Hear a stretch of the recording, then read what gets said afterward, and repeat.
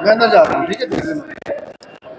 देखिए, आप जानते हैं कि जिस प्रकार से हमारे कार्यमंत्रणा समिति में हमने सारा विषय रखा और बहुत स्पष्ट तौर पे मैंने उस दिन भी कहा था, मैं आज भी आपके सामने दोहरा रहा हूँ कि जो हमारे पास बिजनेस है उसके मुताबिक हमने जो कार्यमंत्रणा समिति में विषय रखा उसी के अनुसार सदन की कार्रवाई संचालित है।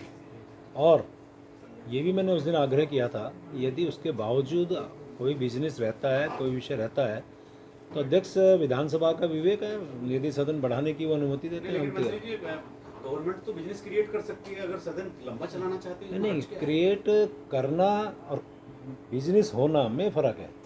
यदि हमारे पास बिजनेस है, निश्चित रूप से हम उस पर जो है पूरी तरह से हम तैयार हैं और सभी मुद्दे विधानसभा के पटल पे आने हैं, वो आ रहे हैं। और उसके बाद आप भी जानते हैं कि अनावश्यक रूप से सरकार का, जनता का पैसा, आप समझते हैं कि एक दिन में कितना पैसा लगता है, तो वो सारी चीज़ों को मद्देनजर रखते हैं। तो फिर भी आग्रह कर रहे हैं, विपक्ष चाहता है और माननीय अध्यक्ष विधानसभा यदि अनुमति देती है, कोई ऐसी स्थिति हो तो हम सदन बढ़ाने के लिए। स्पीकर तो पिछले देखिए, सरकार की ओर से जवाब आता है कि बिजनेस नहीं है, बिजनेस को लाना, बिजनेस को बढ़ाना सरकार की नैतिक जिम्मेदारी है। और आज भी हम उत्तर प्रदेश के नियमावली, कानून को आधार बनाकर सरकार काम कर रही है। कई विभागों की सेवा नियमावली नहीं बनी है। आज भी भू कानून जैसा प्रमुख विषय, मुद्दा सदन से बाहर है।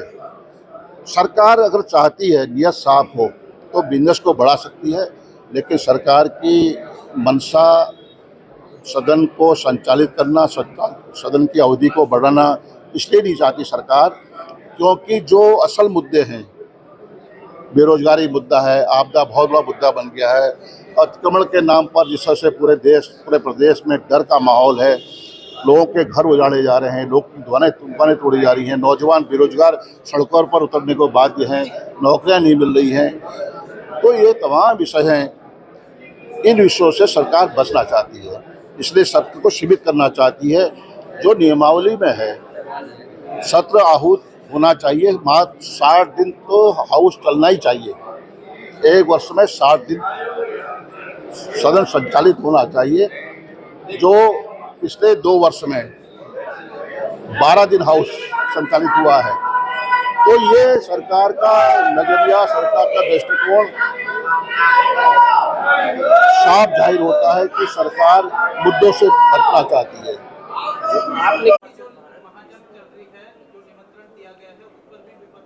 देखिए, चूँकि हम लोग बचपन से ही भारत माता की जय कहते हुए आए हैं, हम सब यही सुनते आए हैं और इसमें भारत शब्द से आखिर इतनी परेशानी क्या है।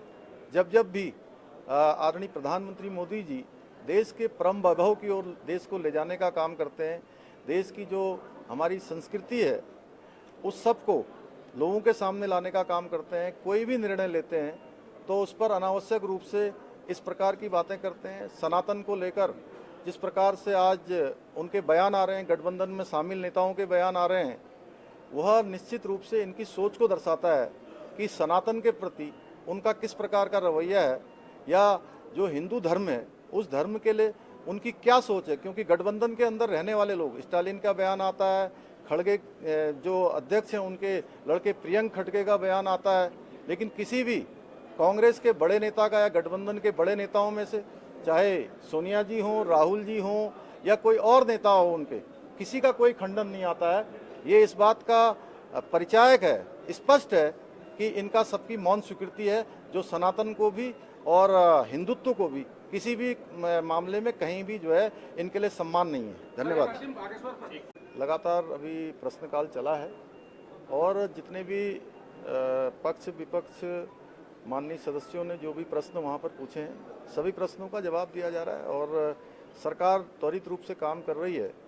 अतिक्रमण के मुद्दे पर मैंने कल भी एक सभी को निर्देशित किया है कि माननीय न्यायालय का जो आदेश है और उसके क्रम में सभी जिलाधिकारियों को हमने निर्देशित किया है, सभी जिलाधिकारियों को कहा है कि इसकी आड़ में जो हमारे सामान्य व्यापारी वर्ग के लोग हैं, आम जनता के लोग हैं, सामान्य जनता के लोग हैं, उत्तराखंड के रहने वाले किसी भी व्यक्ति को अनावश्यक रूप से परेशान न किया जाए। अलबत्ता ये ज़रूर हमने कहा है कि सरकार ने जो अतिक्रमण का अभियान चलाया था वो जो है जंगलों के अंदर जो ऐसे प्रतीक स्थल खड़े कर दिए गए थे जिनके नीचे कोई अवशेष प्राप्त नहीं हुए हैं, वो हमारा अभियान है कि फॉरेस्ट लैंड पर ऐसे जितने भी अतिक्रमण हैं उनको खाली करवाएंगे। लेकिन साथ साथ मैं यह भी आश्वस्त करता हूं सभी को कि इसकी आड़ में किसी को भी अनावश्यक रूप से परेशान नहीं किया जाएगा जब तक कि यह सुनिश्चित न हो जाए कि यह निर्माण पूरी तरह से अवैध है। उसको ठीक प्रकार से जिलाधिकारी सुनिश्चित करेंगे, हर प्रकार से उसकी जांच करेंगे और जांच करने के बाद तभी उस पर जो है जब एक ठोस उसके आकलन जुड़ जाएंगे, सारी चीज़ें आ जाएंगी, तब जाकर उस पर जो है कोई कार्रवाई होगी।